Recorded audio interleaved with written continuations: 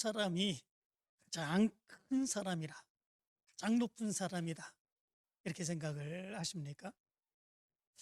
아마도 일반적으로 권력을 가진 사람들, 이런 사람들이 가장 높은 사람들 아니겠습니까? 뿐만 아니라 물질을 많이 가진 사람들, 이런 사람들이 높고, 이런 사람들이 더 큰 사람들이 아니겠습니까?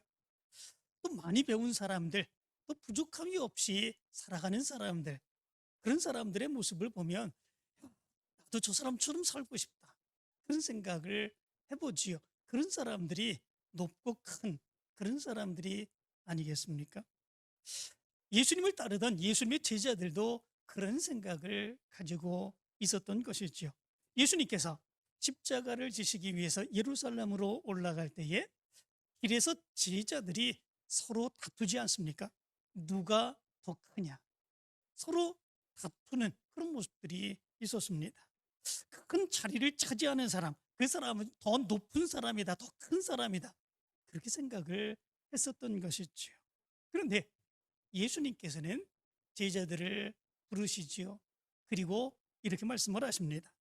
누구든지 첫째가 되고자 하면 무사람의 끝이 되며 무사람을 섬기는 자가 되어야 하리라, 이렇게 말씀을 하십니다. 예수님께서 말씀을 하시는 높은 사람, 그런 사람은 사람들 중에서도 가장 끝자락에 있는 사람, 많은 사람들을 섬기는 사람, 그런 사람들이 예수님이 보실 때는 더 높은 자, 더 큰 자다 말씀해 주고 있는 거죠. 오늘 본문 말씀 가운데도 보면은 예수님은 세례 요한에 대해서 이렇게 말씀합니다. 내가 진실로 너희에게 말하노니 여자가 낳은 자 중에 세례 요한보다 큰 이가 일어남이 없도다. 그러나 천국에서는 극히 작은 자라도 그보다 크니라 말씀해 주고 있습니다. 여기에서 여자가 낳은 자 중에 라고 하는 말은 겐네토이스라고 하는 말인데, 이 말은 여자로부터 태어난 자들 가운데서 라고 하는 의미를 가지고 있습니다. 세례 요한은 여자들에게서 태어난 자 중에서 가장 높은 사람, 가장 위대한 사람이다, 예수님이 그렇게 말씀해 주고 있는 거죠. 그렇다면 세례 요한은 어떤 사람일까? 세례 요한은 어떤 삶을 살았을까? 세례 요한이 어떤 삶을 살고 어떤 사람이기에 예수님께서 여자 중에서 낳은 자 중에 이보다 큰 사람이 없다, 이보다 위대하고 높은 사람이 없다, 이렇게까지 얘기하는 그런 모습들이 있었을까라고 하는 겁니다. 누가복음 1장 80절의 말씀 가운데 보면 이렇게 말씀합니다. 아이가 자라며 심령이 강하여지며 이스라엘에게 나타나는 날까지 빈들에 있으니라, 이렇게 말씀해 주고 있습니다. 이 모습을 보면 이 세례 요한은 그가 낳을 때부터, 그가 어렸을 때부터 영적인 것에 관심을 갖고 영적인 훈련을 행하며 유대 광야에서 금욕하며 살아갔던 그런 모습들이 세례 요한의 모습 가운데 있는 것을 발견할 수 있습니다. 세례 요한은 하나님의 뜻을 이루기 위하여 자기를 철저하게 연단하고 금욕하며 하나님의 뜻대로 살아가기를 원했던 그런 사람이었음을 말씀해 주고 있지요. 그는 또한 검소한 사람이기도 했습니다. 마태복음 3장 4절의 말씀 가운데 보면 이렇게 말합니다. 이 요한은 낙타토롯을 입고 허리에 가죽띠를 띠고 음식은 메뚜기와 석청이었더라. 그가 먹는 음식은 호화로운 음식이 아니었습니다. 메뚜기와 석청을 먹었습니다. 허리에 가죽띠를 띠었고, 그리고 그는 낙타토롯을 입었습니다. 그 어디에서도 화롭게 살아가는 모습들이 없었습니다. 검소하게 그가 살아가는 것만큼 살아갔던 그 모습, 이 모습이 바로 세례 요한의 모습이었습니다. 뿐만 아니라 이 세례 요한은 의로운 사람이었음을 성경은 얘기해 주고 있는 것을 보게 됩니다. 악하고 불의한 것은 참지 못하고 심지어 그의 생명을 잃어버린다고 할지라도 그 의로운 일에 대해서는 담대하게 과감하게 외치는 그런 모습이 세례 요한의 모습 가운데 있었습니다.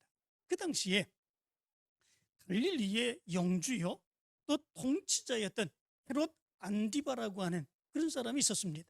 이 헤롯 안디바가 그의 친동생 헤롯 빌립이라고 하는 사람의 아내를 불륜 가운데에, 그 아내 이름이 헤로디아인데 그 여자를 자기의 아내로 삼게 되는 이런 모습들이 있게 되었습니다.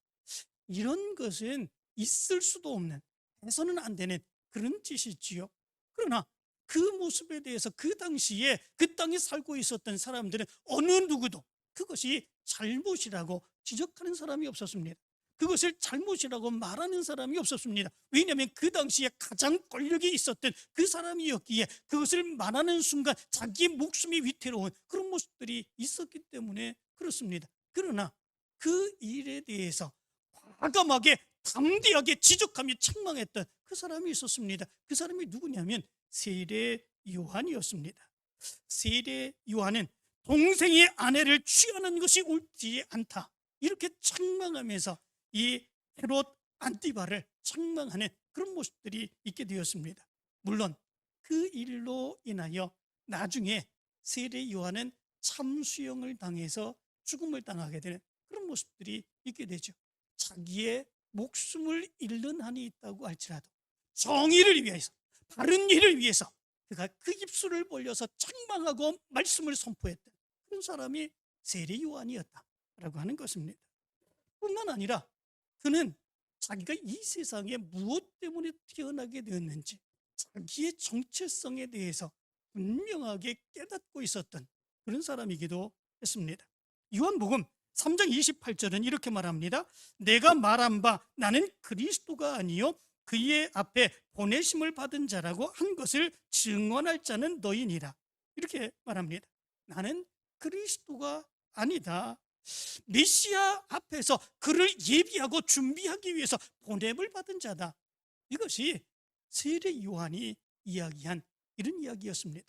그런데 이 이야기를 한 세례 요한의 때는 그가 보잘것없는 그런 때가 아니었습니다. 다른 많은 사람들에게 비난을 받는 바로 그런 때가 아니었습니다. 그의 인기가 하늘을 찌르고 많은 사람들이 그에게 몰려들었을 때 바로 그때에 나는 그리스도가 아니다, 나는 단지 그 그리스도를 예비하기 위해서 온 사람일 뿐이다, 그렇게 얘기하는 그런 모습들이 있었습니다. 마태복음 3장 2절과 3절을 보면 세례 요한이 광야에서 이렇게 말하지요. 회개하라, 천국이 가까이 왔느니라, 이렇게 얘기합니다. 그는 선지자 이사야를 통하여 말씀한 그 말씀을 전해주지요. 광야에서 외치는 자의 소리가 있어 이르되 너희는 주의 길을 준비하라, 그가 오실 길을 곧게 하라 하였느니라, 이렇게 말씀해 주고 있습니다. 수많은 사람들이 세례 요한의 말씀을 듣기 위해서 모여들었습니다. 그리고 마태복음 3장 5절과 6절의 말씀은 이렇게 말합니다. 이때에 예루살렘과 온 유대와 요단강 사방에서 다 그에게 나와 자기들의 죄를 자복하고 요단강에서 그에게 세례를 받더니, 이렇게 말합니다. 많은 사람들이 세례 요한에게로 몰려들었습니다. 그때의 그 상황의 모습이 감히 엄청난 열기의 모습을 가지고 이 세례 요한에게로 몰려들었던 그런 모습들이 있었던 거죠. 왜냐하면 그 당시는 로마에게 지배를 받고 있던 그런 상황이었습니다. 그런 상황 가운데에 이스라엘 백성들의 삶의 모습은 피폐하고 정말로 어려운 그런 삶의 모습들이 그들의 모습 가운데 있을 수밖에 없었죠. 그때에 나타났던 그런 사상이 있었습니다. 그게 뭐냐면 메시아 사상이었습니다. 하나님이 메시아를 보내주신다고 선지자들에게 약속해 주셨는데 그 메시아가 오실 때가 바로 지금이 아니냐라고 하는 거죠. 그 메시아가 오시게 되면 이 로마, 우리를 지배하고 있는 이 로마는 단숨에 무너뜨리게 되고 우리가 저들을 지배하게 될 것이다 라고 하는 거죠. 그러한 때에 세례 요한이 나타나서 말씀을 증거합니다. 세례 요한이 말씀을 증거할 때에 수많은 사람들이 세례 요한으로 너 이제 모여들게 되는 그런 모습들이 있게 됩니다. 그들에게 말씀을 증거하게 될 때에 세례 요한의 그 모습은 마치 하나님이 보내신 메시아의 그 모습이었고, 그 모습 가운데서 세례 요한 앞에서 자기의 죄를 고백하고 회개를 받는 그런 세례를 받게 되는 이런 모습들이 나타나게 되었습니다. 얼마나 엄청난 인기였었는지 모릅니다. 그런데 그런 상황 가운데서 이 세례 요한은 자기의 위치가 무엇인지, 자기의 정체성이 무엇인지 분명히 견지하고 있었던 것을 보게 됩니다. 그런 상황 가운데서 내가 메시아다 그렇게 얘기해도 다른 많은 사람들은 알아들을 것입니다. 따를 것입니다. 뭐라고 그러지 못할 것입니다. 당신과 같은 위대한 그런 선지자, 당신이 메시아입니다 얘기하고 따를 수밖에 없는 그런 모습들이 있었을 것입니다. 그러나 그런 상황 가운데서도 세례 요한은 얘기합니다. 나는 그리스도가 아니라, 그렇게 얘기를 합니다. 나는 그리스도가 아니라. 그러면 누구냐? 네가 엘리야냐? 그러나 나는 아니다. 또 묻되 네가 그 선지자냐? 내가 합니다. 아니라.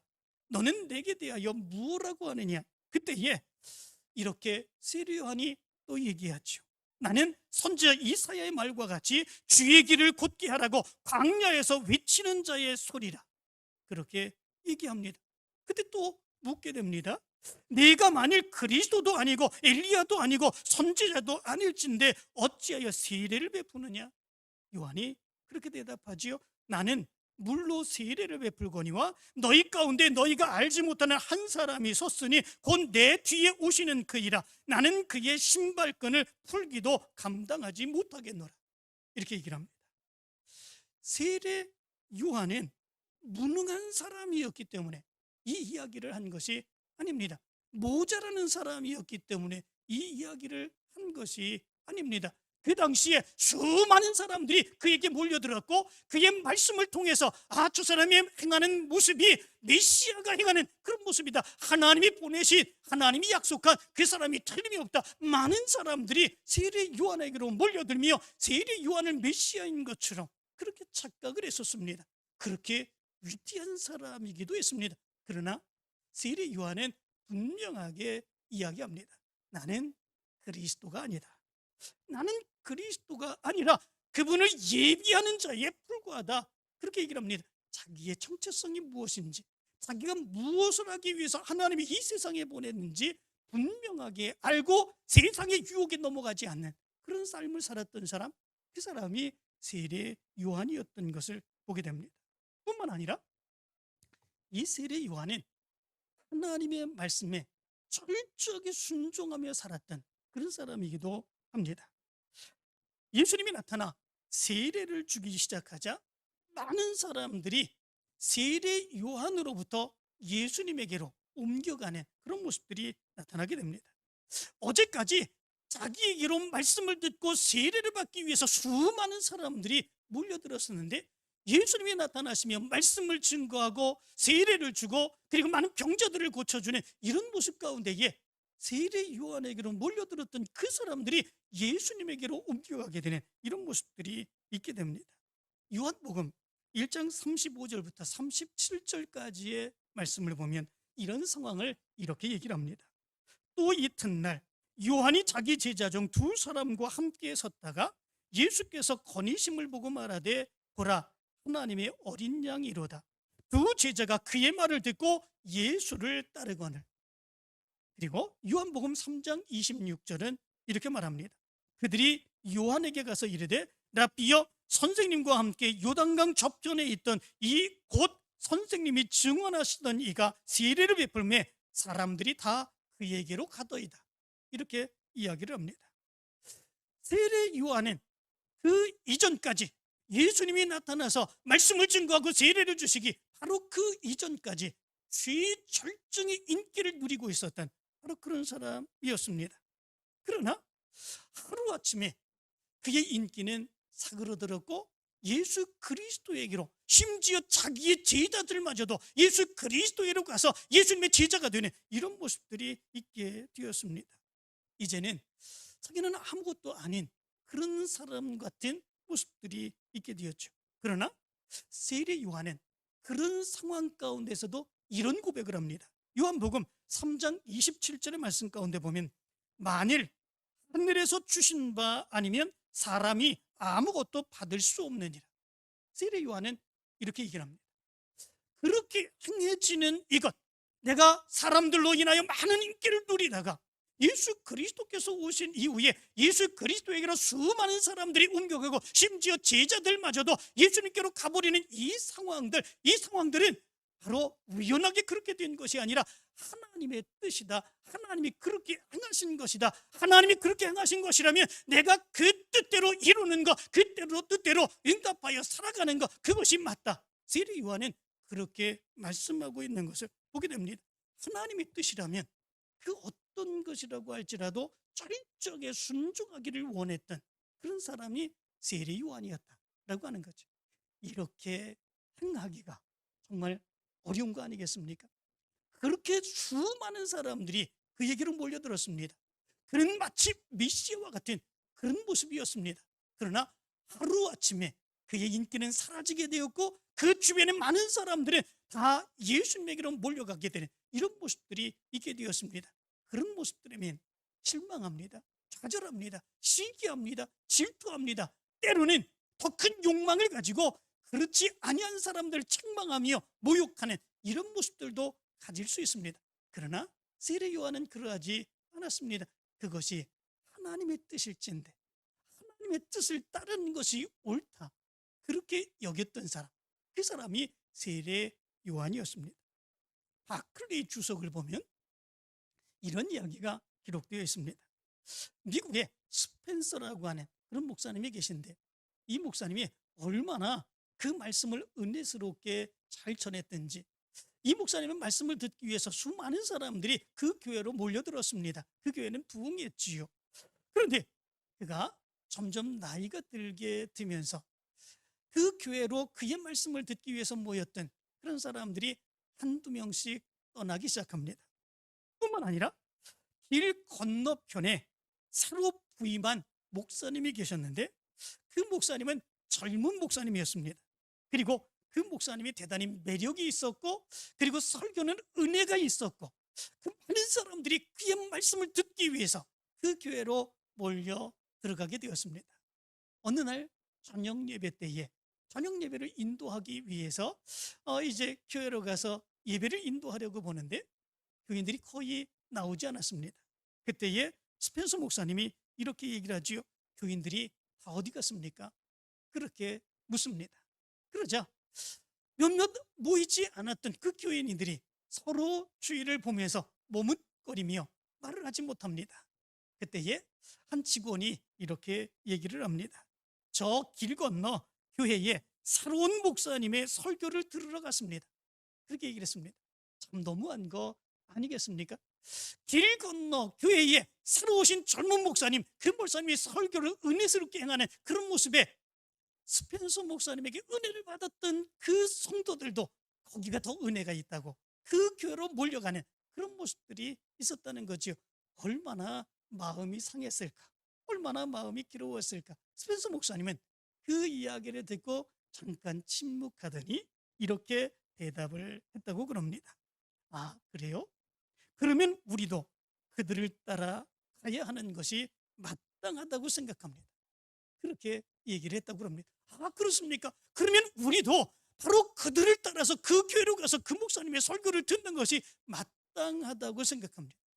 그리고 스펜서 목사님은 거기에 모여있던 교인들을 데리고 그 건너편의 교회로 가서 그 목사님의 말씀을 듣는 그런 모습들이 있었다고 그럽니다. 도무지 생각하면 그렇게 할 수 없는 그런 모습들이지요. 자존심 상하는 그런 모습입니다. 분노하고 화날 수밖에 없는 그런 모습입니다. 그러나 이 스펜서 목사님의 모습 가운데 더 중요하게 생각했던 것, 그것은 무엇이겠습니까? 하나님의 뜻이 어디에 있는가라고 하는 거지요. 하나님의 뜻이 더 중요하고 하나님의 뜻에 순종하며 하나님의 뜻을 이루는 것이 더 중요하다고 생각하는 거죠. 내 마음과 생각, 내가 생각하는 화난과 분냄과 시기, 이런 것들이 좀 중요하지 않다고 여기는 그런 모습들이 있었기에 이런 결단을 행하는 그런 모습들이 있었던 거죠. 세례 요한이 바로 그랬습니다. 그의 마음에 얼마나 괴로움이 많았겠습니까? 얼마나 고통이 많았습니까? 하루아침에 그를 따르던 제자들까지도, 수많은 사람들까지도 예수 그리스도에게 몰려가는 그런 상황들 가운데에 그가 어떻게 더 이상 말씀을 증거하고 어떻게 사역을 감당할 수 있는 그런 모습들이 있겠습니까? 괴로운 그런 모습들. 그러나 이 세례 요한은 분명히 기억합니다. 만일 하늘에서 주신 바 아니면 사람이 아무것도 받을 수 없느니라. 하나님이 그렇게 행하신 일이면 하나님의 뜻을 따르는 게 좋지 않겠느냐라고 하는 것 아니겠습니까? 이 믿음의 결단을 행하며 하나님의 뜻을 이루며 살아갔던 사람이 바로 세례 요한이었습니다. 뿐만 아니라 그는 물러설 때가 언제인지를 분명하게 알았습니다. 그래서 요한복음 3장 29절부터 30절은 이렇게 말합니다. 신부를 취하는 자는 신랑이나 서서 신랑의 음성을 듣는 친구가 크게 기뻐하나니 나는 이러한 기쁨으로 충만하였느라. 그는 흥하여야 하겠고 나는 쇠하여야 하리라. 세례 요한은 그렇게 얘기합니다.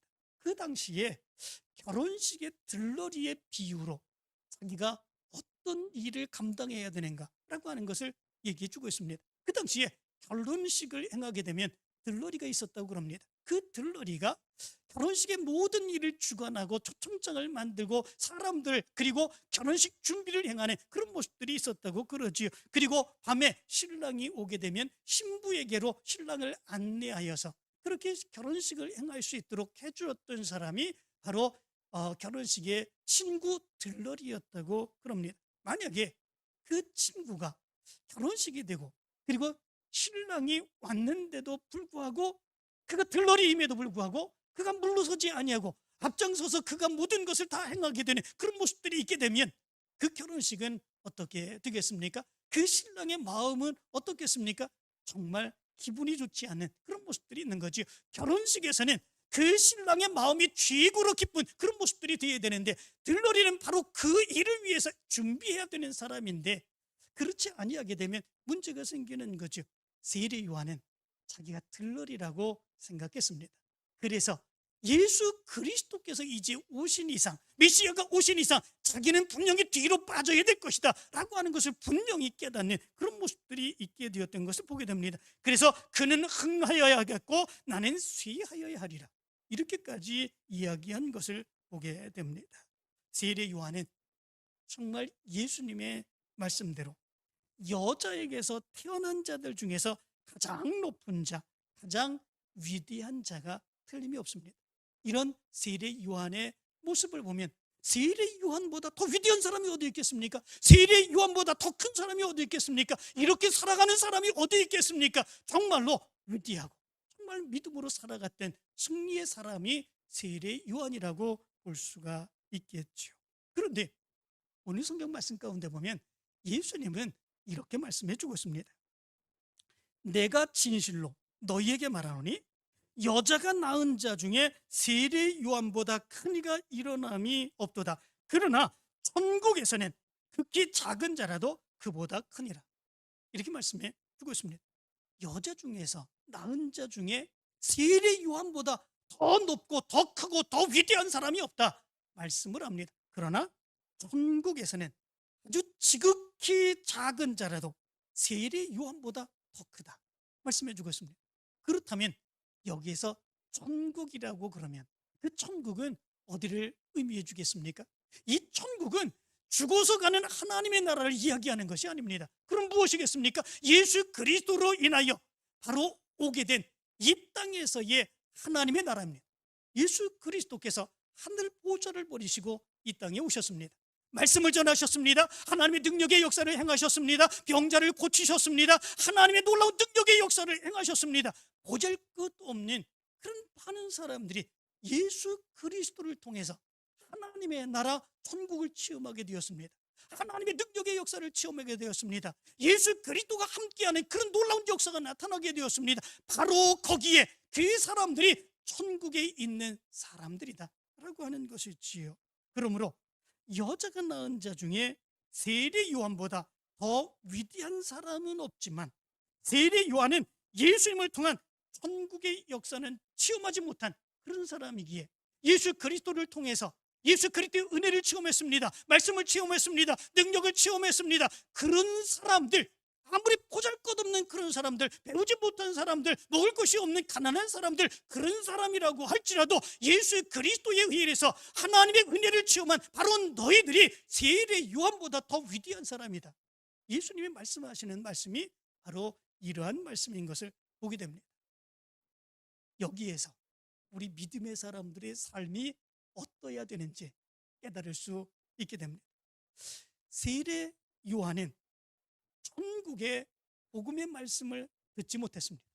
예수 그리스도로 인하여 천국의 은혜를 체험하지 못했습니다. 천국의 능력을 체험하지 못했습니다.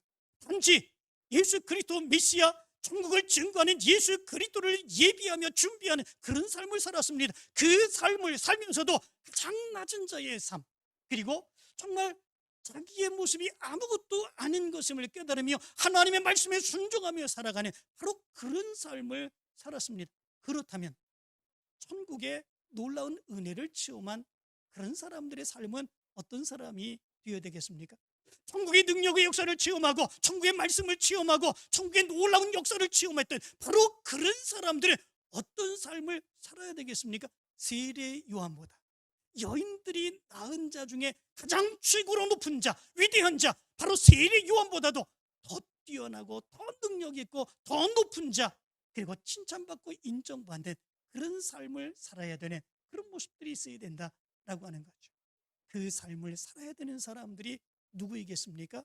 그 당시에 예수 그리스도의 말씀을 들었던 그런 사람이고, 지금 여기에서 예수 그리스도의 말씀을 듣고 천국의 놀라운 은혜를 체험하며 살아가는 지금 우리의 모습입니다.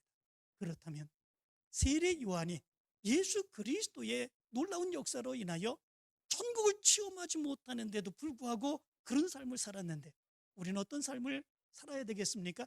세례 요한보다 더한 삶을 살아야죠.